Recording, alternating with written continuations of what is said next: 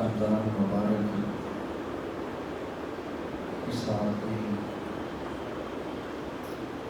گزر گئی. خوش نصیب ہے وہ دوست جنہوں نے رمضان المبارک ان گھڑیوں سے پوری طرح سے فائدہ اٹھایا. رمضان المبارک کے آنے کا اصل مقصد یہ تھا کہ ہم آئندہ کے 11 مہینے بھی اسی انداز سے اپنائیں جس طرح سے ہم اس مہینے کے اندر اپنا معمول بنایا. یہ دراصل ایک ریفریشن کورس ہے، ایک ٹریننگ ہے، ایک نمونہ ہے زندگی گزارنے کا کہ تمہارے 24 گھنٹے کس انداز سے گزرنے چاہیے. اگرچہ اب روزے کی فرضیت کی ختم ہو گئی، نماز تراویح 20 رکعتیں زائد تھیں وہ بھی نہیں رہی، تو رمضان المبارک ہمیں پیغام دے رہا ہے اب تو تراویح کی رکعتیں بھی ختم ہو گئی، اب تو صرف 5 وقتہ نماز ہی ہے. اگر کوئی 20 رکعتیں تراویح بھی ساتھ پڑھتا تھا تو اس کے لیے اور آسانی ہو گئی. اب تمہیں کم از کم باقی نمازیں پابندی کے ساتھ کرنی چاہیے. اب روزے کی فرضیت بھی نہیں رہی، کافی حد تک آسانی پیدا ہو گئی. لہذا ہماری کوشش ہونی چاہیے کہ ہم اس کورس کے مطابق آئندہ بھی پھونک کر قدم رکھیں. اگر اللہ کی رضا کے لیے ہم نے دن بھر کو جو چیزیں حلال تھیں ہمیشہ کے لیے ان کو بھی ہم نے چھوڑ دیا کہ اللہ ناراض نہ ہو جائے، تو جو چیزیں ہمیشہ کے لیے ہم پر حرام تھی، ناجائز تھی، ان کو کیوں نہ مستقل طور پر چھوڑ دیں. یہاں جو آج کی گفتگو میں مجھے 2-3 گزارشات کرنی ہیں،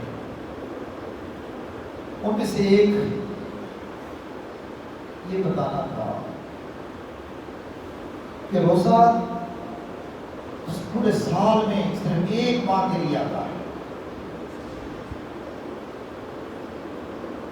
زکوٰۃ سال میں ایک دفعہ ہی فرض ہے، اور حج پوری زندگی میں، وہ بھی اگر ہمارے پاس اتنے پیسے ہوں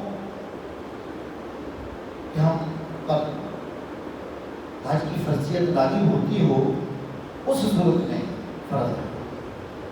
لیکن نماز ایک ایسی عبادت ہے جو سالانہ نہیں بلکہ ہر روز اللہ پاک نے فرض فرمائی ہے، اور ہر روز بھی ایک بار نہیں 5 بار اللہ پاک نے اس کی ادائیگی کا حکم دیا ہے۔ اس سے یہ پتہ چلتا ہے کہ جس کا اللہ پاک نے ہر روز ہمیں ادا کرنے کا حکم دیا ہے، اور ایک دن میں بھی 5 دفعہ اس کی ادائیگی کا حکم ہے، اللہ کے نزدیک وہ کتنی اہم اور کتنی ضروری چیز ہے۔ دوسری چیز، اللہ تعالیٰ اپنے بندوں کو جس چیز کا بھی حکم دیتا ہے، خواہ وہ روزہ ہو، زکوٰۃ ہو یا کوئی بھی عبادت ہو، اس میں اللہ تعالیٰ کی ذات کا کوئی فائدہ نہیں۔ ہم جتنے مرضی سجدے کرتے رہیں، اس کی شان اس سے بے نیاز ہے، اس کی شان ہمارے سجدوں سے نہیں بڑھتی۔ ہم سجدہ نہ کریں تب بھی وہ معبود ہے، ہم اس کو مانے نہ مانے پھر بھی وہ وحدہ لا شریک ہے، اس کی شان نہیں بڑھتی۔ اللہ پاک نے یہ حکم دیا ہے، اس کی وجہ سے بندے کے اپنے مقامات بڑھتے ہیں۔ اگر نماز کا ہمیں حکم دیا ہے، اس سے پتہ چلتا ہے کہ انسان کی صحت کے اعتبار سے، انسان کے گناہوں کی بخشش کے اعتبار سے، انسان کے درجات کے اعتبار سے نماز ایک نسخہ کی کیا ہے۔ جو بندہ 5 وقت کی نماز پابندی کے ساتھ پڑھتا ہے، کتنی دفعہ نمازوں کے اندر رکوع، سجود، قیام کرتا ہے، وہ ایک ورزش بھی اس کے ساتھ ساتھ عبادت بھی ہو جاتی ہے، ورزش بھی ہو جاتی ہے۔ اس اعتبار سے، اور پھر گھروں سے جب چل کر ہم مسجد میں آتے ہیں، یہ آنا جانا یہ واک بھی ہو جاتی ہے، ورزش بھی ہو گئی اور عبادت بھی ہو گئی۔ تو گویا انسان کی صحت کے حوالے سے اگر نماز کو دیکھا جائے، سائنسی نقطہ نظر سے نماز کو اگر دیکھا جائے، تو نماز اگر اللہ کا حکم نہ بھی ہو تو تب بھی انسان کے لیے صحت کے نقطہ نظر سے ہی بڑی مفید چیز ہے۔ تو عبادت تو ہو ہی جائے گی، اور عبادت کے اعتبار سے بھی فرمایا کہ تمہاری صحت بھی قائم رہے گی، لیکن ساتھ ساتھ الصلاۃ معراج المؤمنین، یہ تمہاری معراج کا ذریعہ بھی ہے، جس میں سے میرے محبوب علیہ السلام نے عرش کے اوپر آ کر میرے پاس میرا دیدار کیا ہے، انہیں معراج نصیب ہوئی۔ تو تم اگر اس طرح سے مستقل اللہ کے حضور سجدہ ریزی کرتے رہو گے، تمہیں بھی اللہ پاک تمہارے شان کے مطابق وہ مقام عطا فرمائے گا۔ بے شمار ایسے خوش نصیب لوگ ہیں جنہیں نمازوں کے دوران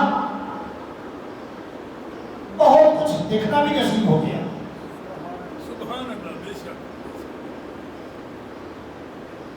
آگے چلنے سے پہلے ایک چھوٹا سا واقعہ میرے ذہن میں آیا، عرض کرتا چلا۔ ایک شخص نمازی تھا، پرہیزگار تھا، پوری زندگی بڑی پابندی کے ساتھ نماز ادا کرتا تھا۔ ایک موقع پہ شیطان نے وسوسہ ڈالا، اگر صرف فرض پڑھ لی جائیں، سنتیں چھوڑ دو، تو جس طرح سے آج بھی یہ وبا پھیل رہی ہے، خصوصاً سعودی عرب میں، اور کہ وہاں صرف فرض پڑھتے ہیں، سنتیں وغیرہ نہیں پڑھتے، یہ بھی ایک وبا ہے کرونا کی طرح۔ اور جو لوگ وہاں حج اور عمرہ کر کے آتے ہیں، بجائے اس کے پہلے تہجد گزار تھے، نفل بھی پڑھتے تھے، اور واپس عمرہ کر کے آتے ہیں، حاجی بن کے آتے ہیں، تو سنتیں بھی چھوڑ دیتے ہیں۔ اور یہ تجربے کی بات ہے کہ جنہوں نے سنتیں چھوڑ دی ان کے فرض بھی چھوٹ گئے۔ نماز تو ساری کی ساری ہے ہی سنت رسول، اللہ پاک نے تو نہ فرض پڑھے ہیں نہ سنتیں پڑھی ہیں، یہ فرض کس نے ادا کیے؟ یہ بھی تو پوری بات ہے، نبی کریم علیہ السلام نے پڑھے ہیں نا فرض۔ وہ بھی تو حضور ہی کی سنت ہے. تو یہ فرق ہم کیوں کریں؟ فرق اتنا ہے کہ سنتیں صرف امت کی سہولت کی خاطر نبی کریم علیہ السلام نے کبھی کبھی جان بوجھ کر چھوڑی کہیں میری امت پر یہ فرض نہ ہو جائے. آپ کی منشا تو یہی تھی کہ یہ بھی میں پابندی کے ساتھ ہمیشہ رہا کروں، لیکن صرف اس کی وجہ سے کہ کہیں میری امت پر یہ فرض نہ ہو جائے تو آپ نے کبھی بھی چھوڑ دی ہے.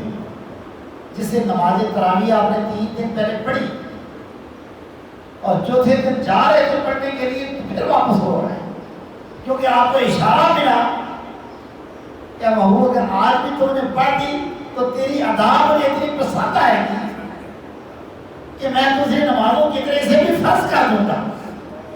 آپ نہیں چاہتے تھے کہ میری امت پر یہ فرض ہو جائے اور فرض چھوڑنے کی وجہ سے میری امت گناہگار نہ ہو جائے. اس کا مطلب یہ تو نہیں تھا کہ آپ تراویح چھوڑی تھے. حضور کی منشا یہی تھی کہ پابندی کے ساتھ مسجد کے اندر جا کر نماز ادا کی جائے. اسی طرح یہ سنتیں یہ بھی نبی کریم علیہ السلام کی ادا کی ہوئی عبادت ہے. لہذا ان کی دیکھا دیکھی یہ سوچے بھی نہ کہ ہم نے سنتیں چھوڑی. اور اس میں ملتا کیا ہے؟ یہ تجربے کی بات بھی ہے. دوست مجھے بھی ملا تھا، اس نے مجھے یہ سوال کیا تھا کہ اگر میں سنتیں چھوڑ دوں تو پھر کیا ہوگا. تو میں نے اسے بتایا تھا کہ مجھے ڈر ہے کہ کہیں ایسا نہ ہو، اور حالانکہ وہ بڑے پابند تھے، تبلیغی جماعت کے ساتھ وہ وغیرہ جاتے تھے، پابندی کرتے تھے، لیکن اس نے میری بات نہ مانی. میں نے کہا کہیں تیرے فرض بھی نہ چھوٹ جائے، لیکن اس نے سنتیں چھوڑ دی. یہ میرے تجربے کی بات ہے، میرے سامنے کی بات ہے. جب فرض سنتیں چھوڑ دی، اللہ کے محبوب کی ناراضگی ایسی اسے نصیب ہوئی، اس ناراضگی کے نتیجے میں فرض بھی چھوٹ گئے، اللہ سے ہی دور ہو گیا. تو اصل اللہ اور اس کے رسول کے قریب ہونے والی چیز، کرنے والی چیز ہے ہی سنت رسول.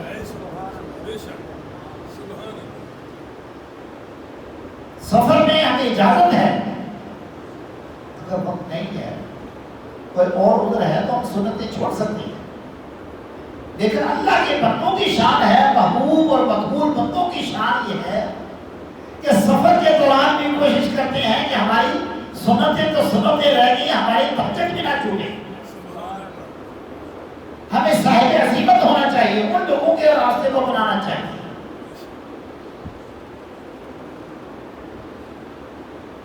بہرحال عرض کر رہا تھا تو ایک شخص نے ایک بزرگ سے وہ ملا جو بڑا پابند تھا نماز کا، اور ان سے مل کر اس نے کہا کہ حضور اللہ پاک کا کرم ہے کہ ساری عمر گزر گئی ہے، اب میرے دل میں یہ خواہش پیدا ہو رہی ہے کہ اللہ کا دیدار نصیب ہو جائے. کوئی ایسا طریقہ ہے کہ مجھے اللہ کی زیارت ہو جائے؟ تو نسخہ بتائیں. وہ بزرگوں نے جانتے تھے یہ کس قدر صوم و صلات کا پابند ہے، یہ تہجد بھی قضا نہیں ہونے دیتا. انہوں نے بزرگوں نے ایک نسخہ بتایا. اگر بات آپ کی سمجھ میں نہ آئے تو ادھر ہی چھوڑ دیں، باہر جا کر بات نہ کریں، یہ بات ہے طرح نازل. انہوں نے کہا اگر تو اللہ کی زیارت کرنا چاہتا ہے تو آج رات کو فرض نہ پڑھنا. اسی لیے کہا یہ مشکل بات ہے جو کرنا. آج رات فرض ادا نہ کرنا، نماز نہ پڑھنا، نماز پڑھے بغیر سو جانا، اللہ کی زیارت ہو جائے گی. وہ سوچ میں پڑ گیا. عجیب نسخہ بتایا، عجیب نسخہ بتایا. نماز کو اللہ کے قریب کرنے والی بات ہے. یہ کہہ رہے ہیں نماز نہ پڑھنا تو یہ اللہ کی زیارت ہو جائے گی. سوچتا رہا کہ یہ بتانے والے ہیں بھی بڑے بزرگ ولی اللہ ہے. کچھ وہ لوگ بھی ہیں یاد رکھیے جو نماز پڑھتے ہی نہیں، وہ تو ان پر لعنت برسی ہوئی ہے نا، وہ تو لعنتی ہیں. میں ان کی بات نہیں کر رہا، یہ بزرگ کسی اور وجہ سے اسے بتانا چاہ رہے تھے تاکہ اس کو نماز کی قدر کا پتہ چلے نماز ہے کیا۔ اصل مقصود یہ تھا ان کا بتانے کا کہ اس کو بتایا جائے کہ نماز ہے کیا۔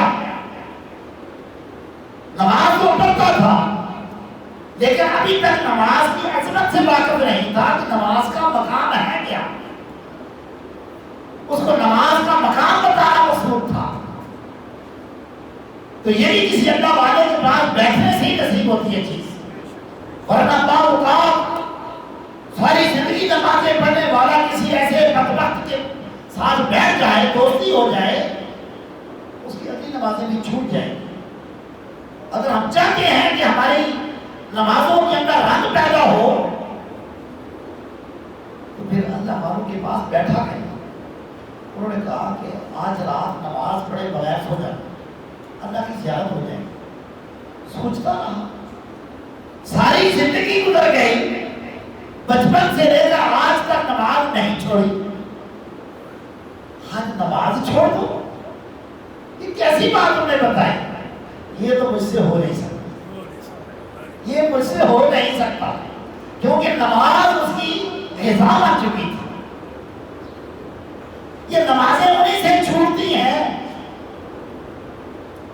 جن کی ابھی غذا نہیں بنی، یہ نماز کی قدر نہیں، جن چاہا پڑھ لی، جن چاہا چھوڑ دی، یہ بے قدرے ہیں، نماز کی قدر نہیں۔ میں کہا یہ تو نہیں ہو سکتا، میرا رب ناراض ہو جائے گا نماز چھوڑوں گا۔ جو نمازی ہے وہ نیند آ ہی نہیں سکتی۔ اس نے کہا آج نماز نہ پڑھنا تو سو جانا۔ اس نے لیٹ کر بھی کوشش کی، نیند نہیں آتی نا، میں نماز چھوڑ کر اللہ کو نماز کر کے سو جاؤں، یہ نہیں ہو سکتا۔ پھر دوبارہ خیال یہ آیا کہ میں نے کہا تھا کہ میں اللہ کا دیدار کرنا چاہتا ہوں، انہوں نے تو کہا تھا کہ فرض چھوڑ دے تو اللہ کا دیدار ہو جائے گا، چلو فرض تو میں نہیں چھوڑتا، چلو سنتیں چھوڑ دیتا، سنتیں نہیں پڑھتا، فرض پڑھ لیے، سنتیں چھوڑ دی، سو گیا، سو گیا۔ ابھی آنکھ لگی ہے، ابھی آنکھ لگی ہے،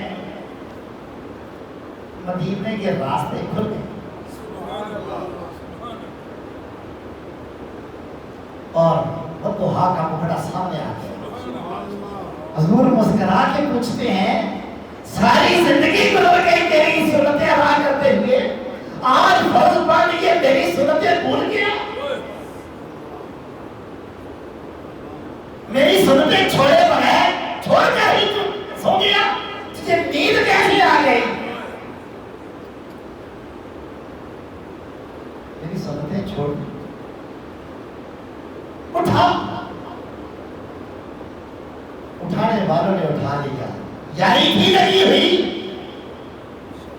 کہ میری سنتیں چھوڑ دی۔ صبح ہوئی، اس وقت سنتیں ادا کر لی، ڈانٹ گئی، معافی بھی مانگی، سنتیں بھی پڑھ لی۔ صبح ہوئی، ان بزرگوں کے بعد حاضر ہو گئے اور ماجرا سنایا کہ حضور یہ معاملہ ہوا۔ انہوں نے کہا میں نے کہا تھا نا فرض چھوڑ دے تو اللہ کا دیدار ہو جائے گا، انہیں سنتیں چھوڑی، کملی والے کا دیدار ہو گیا۔ انہوں نے پوچھ لیا نا، انہوں نے پوچھ لیا میری سنتیں چھوڑ دی، یہ یاری تو کچی ہوئی، یہ غلامی تو پکی نہیں، میری سنتیں چھوڑ کر پوچھ ہو گیا۔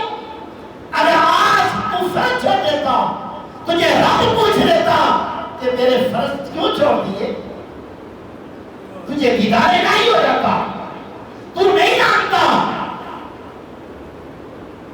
کہ تو جو پابندی کے ساتھ ساری عمر یہ نماز ادا کر رہا ہے، ہر وقت تجھ پر کملی والے کی بھی نظر ہے اور اللہ کی نظر ہے، ان کی نگاہوں میں ہے، یہی تیری معراج ہے۔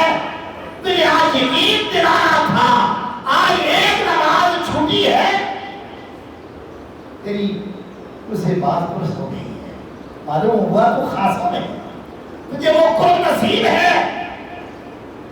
کیا 5 وقت کی نمازیں پابندی سے ادا کرنے والوں، اگر یہ نماز ادا کر رہے ہو، یہ میں قسم اٹھا کے کہتا ہوں یہ ہے ہی انہیں کی توفیق سے۔ وہ اگر راضی نہ ہوتے تو تمہیں توفیق ہی نہ ملتی۔ ان کی نگاہ ہے، یہی تو مومنین کی معراج ہونا ہے، صلاۃ و معراج المومنین، نماز مومن کی معراج ہے۔ ہم تو نہیں جانتے، لیکن اس نماز کی وجہ سے قدرت کی نگاہیں بھی آپ کے ساتھ ہیں، اللہ کے محبوب کی نگاہیں بھی آپ کے ساتھ ہیں۔ جو کچھ آپ کو نصیب ہو رہا ہے آپ سوچ بھی نہیں سکتے کہ اللہ پاک کیا عطا فرما رہا ہے۔ اور جو نمازیں نہیں پڑھ رہے، یہی اللہ کی ناراضگی کی دلیل ہے۔ نمازوں کی ادائیگی کرنا، شریعت کی پابندی کرنا، یہ اللہ کی رضا کی دلیل، اللہ کے راضی ہونے کی دلیل ہے۔ یہ لوگ دوستی سمجھتے ہیں، پتہ نہیں میرا رب میرے ساتھ راضی ہے کہ نہیں راضی، اس کا معیار یہی ہے۔ اگر عبادت میں مصروف ہیں، ذکر فکر میں مصروف ہیں، تو سمجھ لیجیے میرا رب میرے ساتھ راضی ہے۔ اگر اس یہاں یہ قبول نہ ہوتی تو مجھے وہ توفیق نہ دیتا، مجھ پر یہ کرم نہ فرماتا۔ اور جسے نصیب نہیں ہو رہی وہ خوش نہ ہو، جو روزہ نہیں رکھتا وہ خوش نہ ہو، وہ اپنی بد نصیبی کا ماتم کرے کہ میں اللہ سے دور ہو گیا ہوں۔ یہی تو میری بڑی سزا ہے۔ بات دور جب نکل جائے گی۔ میں آج کے حوالے سے جو بات کرنا چاہ رہا تھا، بتا رہا تھا، اللہ پاک نے اسی لیے روزہ سال میں 1 دفعہ، 1 مہینے کے لیے، زکات سال میں 1 دفعہ، حج پوری زندگی میں 1 دفعہ، لیکن نماز ہر روز 5 دفعہ، تاکہ تو میرے ہاتھ حضور حاضر ہوتا رہے، تو میرے ساتھ باتیں کرتا رہے، میں تیرے ساتھ باتیں کرتا رہے، تو میری طرف متوجہ رہے، میں تیری طرف متوجہ رہوں۔ دوستوں اس میں فائدہ ہمارا اپنا ہی ہے۔ یہ پہلے کسی موقع پہ آپ کے سامنے بیان کر چکا ہوں، مجھے معلوم کہ جو لوگ وظائف کی تلاش میں ہوتے ہیں، میں فلاں وظیفہ کروں، فلاں وظیفہ کروں، فلاں وظیفہ کروں، ہم ان وظائف کی تلاش میں رہتے ہیں۔ کوئی یہ کسی نے ٹوٹکا دے دیا، بس اسی کو رٹنا شروع کر دیا، نماز پڑھی یا نہ پڑھی، نماز پڑھی یا نہ پڑھی، ہمیں نماز سے غرض نہیں۔ سر یہ عرض کرتا ہوں، کسی بھی قسم کا کوئی وظیفہ حاصل کرنا چاہتے ہیں، میں میری مسجد میں ممبر پر بیٹھ کر قسم اٹھا کر کہتا ہوں کہ نماز سے بہتر وظیفہ کوئی اور ہے ہی نہیں، کیونکہ اس میں ایک وظیفہ نہیں۔ اب سبحانک اللہ سے شروع کریں، سبحانک اللہ سے شروع کریں، اور نماز کے ختم ہونے تک آپ پوری نماز کا جائزہ لیں۔ آپ مجھے گن کر بتائیں کہ کتنے وظائف ہیں اس میں۔ سبحانک اللہ کو لے لیجیے، صرف سبحانک اللہ، صرف اتنا ہی پڑھتے رہے، سبحانک اللہ، سبحانک اللہ، یا اللہ تو پاک ہے، تو بے نیاز ہے، تو بے نیاز ہے، ہما وابے حمدے کا وطا بارہ قسموں کا۔ یہ الگ الگ وظیفہ ہے، ہر ایک الگ الگ وظیفہ ہے۔ اسی طرح آپ آگے چلتے جائیں، بسم اللہ الرحمن الرحیم پڑھتے ہیں، اس میں تحفظ پڑھتے ہیں، باللہ من الشیطان الرجیم، دعا بھی ہے، یا اللہ شیطان سے بچا بھی ہے۔ پھر جب بسم اللہ پڑھتے ہیں، بسم اللہ الرحمن الرحیم، یا اللہ ہو، یا رحمان ہو، یا رحیم، یا ارحم الراحمین، یہ سارے وظائف اس کے اندر آ گئے۔ پھر آپ شریف پڑھے، اس کے اندر کتنے وظائف ہیں، رکوع ہے، سجدہ ہے، ان کی تسبیحات کو دیکھیں، یہ مجموعہ ہے وظائف کا۔ انسان جو کوئی بھی چاہتا ہے مجھے کوئی نصیب ہو جائے، وہ پابندی کرے اس میں، جو چاہتا ہے، جو مانگتا ہے، وہ اسے اللہ پاک اس کی برکت سے عطا فرماتا ہے۔ اور اگر کوئی نماز نہیں پڑھتا، جتنے مرضی وظائف کرتا رہے، کوئی وظیفہ قبول ہی نہیں۔ ہاں، دنیا کی حاجتیں اگر پوری ہو رہی ہیں، یہ نہ سمجھ لیں شاید وظائف کی وجہ سے ہو رہا ہے، وہ تو رب سے ہے ہی دور جو نماز نہیں پڑھتا، وہ کافر کی حاجتیں بھی پوری کر رہا ہے۔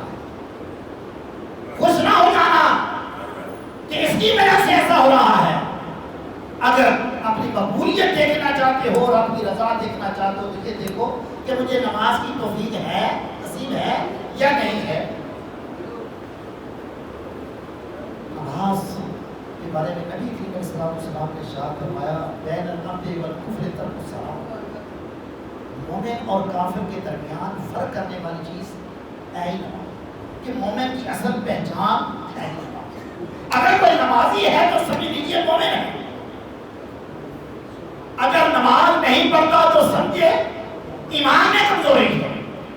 مجھے آگے نہ جانے دیجیے کہیں ناراض نہ ہو جائے آپ، کہ اللہ کے رسول نے فرمایا، حدیثیں تو ایک نہیں دو نہیں 1000 احادیث ہیں، 1000 احادیث مبارکہ صرف جو حضور نے نماز کے بارے میں تاکید فرمائی، ان میں سے ایک کے بارے میں صرف ہمارا حضور نے فرمایا مومن کی پہچان ہے ہی نماز۔ خود نماز پڑھیں، بچوں کو گھر والوں کو نماز پڑھیں، تاکہ ہمارے ایمان کی پہچان اور ہماری ایمان کی علامت ہمارے اندر پیدا ہو۔ ہم بہت دور ہیں اپنے رب سے۔ یہ تو آپ نے سنا، یہ جو میں بیان کر چکا ہوں کسی موقع میں، اس لیے میں تفصیل میں نہیں جانا چاہتا۔ قبر کے سوالوں کے بارے میں آپ کو سنا ہوگا کہ قبر میں کیا سوالات ہوں گے، آپ نے سنے ہوئے ہیں۔ قبر میں کتنے سوال ہوتے ہیں؟ 3 سوال ہوتے ہیں، لیکن یہ 3 جو سوال آپ نے سنے ہوئے ہیں، آپ نے یہ بھی کبھی سنا یہ سوال بعد میں ہوں گے؟ ان 3 سوالوں کے سے پہلے کیا ہوگا؟ کیا فوراً 3 سوالات شروع ہو جاتے ہیں؟ قبر میں جو ہی رکھ کے واپس آئے اسی وقت سوالات شروع ہو جاتے ہیں، جیسے پہلے بھی کچھ ہوتا ہے۔ آئی ایس ایس بی چاہے نا آرمی افسر بھرتی ہونے کے لیے آئی ایس ایس بی میں، وہاں وہ 3 قسم کے ٹیسٹ ہوتے ہیں۔ ان ٹیسٹوں میں سے اصل ٹیسٹ بعد میں ہوتا ہے، اس سے پہلے ایک اسکریننگ ٹیسٹ ہوتا ہے، اس میں آزمایا جاتا ہے کہ یہ اگلے ٹیسٹ کے قابل ہے بھی یا نہیں، اگلے سوالات پوچھنے کے قابل بھی ہے یا نہیں۔ اگر اسکریننگ میں پاس ہو گیا تو اگلا سوال پوچھا جائے گا، اگر اسکریننگ ٹیسٹ میں ہی فیل ہو گیا، اگلے سوال پوچھے نہیں جاتے، اس کو ادھر سے واپس کر دیا جاتا ہے، تم یہ اس قابل ہی نہیں۔ بات اگر سمجھ آئے تو قبر میں بھی یہ جو 3 سوال ہیں ان کے پوچھنے سے پہلے ایک اسکریننگ ٹیسٹ ہوتا ہے، پھر 3 سوال ہوتے ہیں۔ اگر وہ ٹیسٹ پاس کرے تو سوال ہوگا، اگر وہ پاس نہیں کرے گا، اگر وہ ٹیسٹ اندر کی جواب روٹین پیش آتی سے پہلے کیا دیا جاتا ہے تو فارغ ہے۔ وہ اسکریننگ ٹیسٹ کون سا ہے قبر میں؟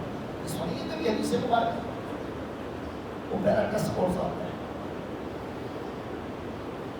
نبی کریم علیہ السلام نے ارشاد فرمایا کہ قبر میں کہیں آپ اس کو دفن کر کے آتے ہیں، کوئی وقت ہو، دن کو کریں 12 بجے کریں، دن کو رات کے 12 بجے کریں، سحری کے وقت کریں، کسی بھی وقت کریں، دفن کریں۔ جو ہی قبر میں اس کو رکھتے ہیں، مٹی ڈال دیتے ہیں، اس وقت قبر کے اندر کیا کیفیت ہوتی ہے؟ اس وقت قبر کے اندر کیا کیفیت ہوتی ہے؟ اس وقت قبر میں کون سا ٹائم ہوتا ہے؟ جی سب کی توجہ کے لیے، قبر میں جو ٹائم ہوتا ہے اس وقت عصر کا وقت جا رہا ہوتا ہے اور مغرب کا ٹائم شروع ہونے والا ہوتا ہے۔ سورج قبر میں نظر آ رہا ہوتا ہے، اگر مٹی آپ نے ڈال دی لیکن قبر میں سورج باقاعدہ نظر آ رہا ہے کہ سورج غروب ہونے والا ہے، صبح مائل ہو چکا ہے۔ اب قبر میں یہ منظر ہے، دفن کسی وقت کریں گے لیکن منظر یہ ہوگا قبر میں، اور جو ہی یہ منظر پیش ہوتا ہے ادھر ہی 7 فرشتے آ جاتے ہیں، فرشتے آ کے اسے سوال کرنا شروع کر دیتے ہیں، پھر سوال ہوتا ہے، من رب ہوگا، جو 3 سوال ہیں وہ شروع ہو گئے۔ اب اگر تو ہو نا نمازی جس نے ساری زندگی جس نے نماز پڑھی تھی، پابند نماز کا، کوئی اس کی توجہ اس پر نہیں ہوتی کہ آنے والے کون ہیں، کیا پوچھ رہے ہیں. اس کی توجہ ہوتی ہے نماز پر. توجہ چاہوں گا، اس کی توجہ ہوتی ہے نماز پر.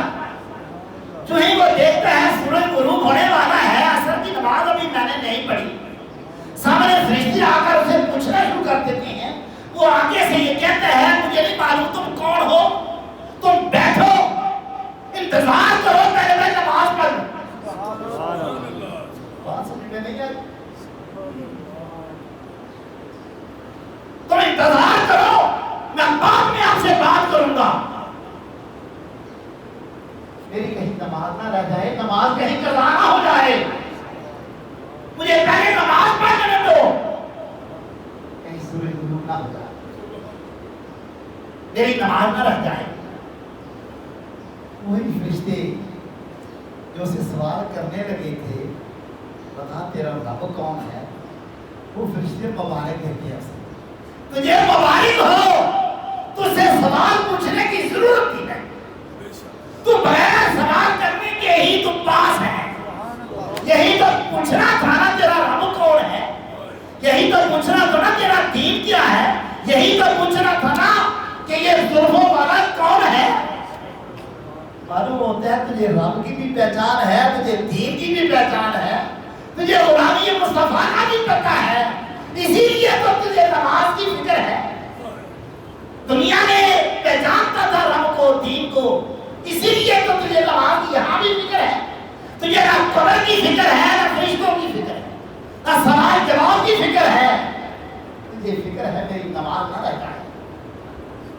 بس اس منظر کی وجہ سے ہی اللہ پاک کر فرما دیتا ہے، فرشتے اس کو مبارک دیتے ہیں، پوچھنے کی ضرورت ہی نہیں تھی، پاس ہو گیا. اور جس نے نماز نہیں پڑھی تھی زندگی میں، جب اسے پوچھ کے کرنا شروع کر دیتے ہیں اور سوال و جواب میں پڑھ دیتا ہے، یہ سوالوں کا جواب اس نے کیا دینا.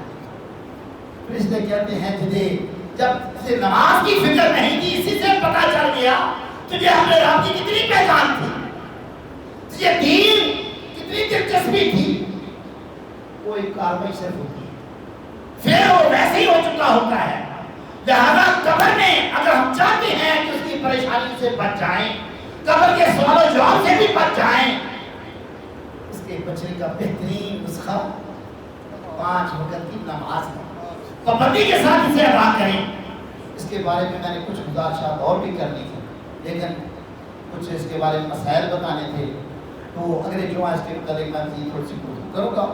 آج اسی پہ میں اکتفا کر رہا ہوں. جس طرح سے قبر میں یہی پہلا سوال ہوگا اور نماز کے حوالے سے ہوگا. اگر نماز کو پڑھتا تھا وہ بغیر سوالوں کی اللہ پاک کرم فرما دے گا، وہ جنت بن جائے گی. اور اگر نمازی نہیں تھا اسے سوالوں کے جواب دینا بھی مشکل ہو جائے گا. اسی طرح حشر میں بھی سب سے پہلے نبی کریم صلی اللہ علیہ وسلم کا یہ فرمان آپ نے سنا ہے، اول ما یحاسب بہ العبد، کہ قیامت والے دن بندے سے جو سوال ہوگا سب سے پہلا وہ نماز کے بارے میں ہوگا. اگر ہم چاہتے ہیں قبر میں بھی حشر میں بھی سکون ہو جائیں تو پھر آئیے 5 وقت کی نماز کی پابندی کی عادت ڈالیں. رمضان گزر گیا لیکن روزے نمازیں معاف نہیں، نمازیں نہیں گزری. اب یہ اگلے 11 مہینے ہمیں رمضان المبارک کے اس کورس کے مطابق یہ گزارنے، نماز کی پابندی کیجیے. اب قضا نمازوں کے حوالے سے یا اوقات کے حوالے سے کچھ گفتگو تھی، وہ میں انشاءاللہ اگلے جمعہ آپ کے سامنے کروں گا. وما علینا الا البلاغ.